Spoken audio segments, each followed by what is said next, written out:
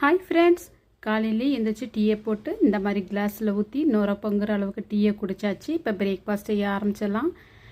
ரவை உப்புமா செய்யலாம். ரவை உப்புமாவுக்கு அடுப்பு ஆன் பண்ணி வானொலி அடுப்பில் வச்சு 2 ஸ்பூன் நெய் ஊற்றி 1 கப் ரவையை போட்டு நல்லா இந்த மாதிரி ரோஸ்ட் பண்ணி பிளேட்டுக்கு மாற்றி எடுத்து வச்சிடலாம்.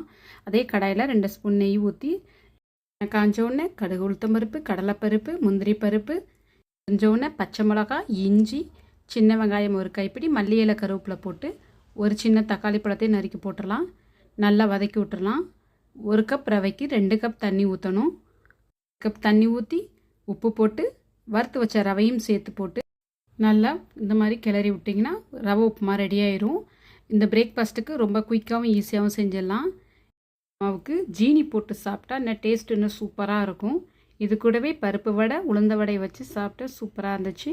இந்த பிரேக்ஃபாஸ்ட் ரெசிபி உங்களுக்கு பிடிச்சிருந்தா லைக் பண்ணுங்கள், ஷேர் பண்ணுங்கள், சப்ஸ்கிரைப் பண்ணுங்கள்.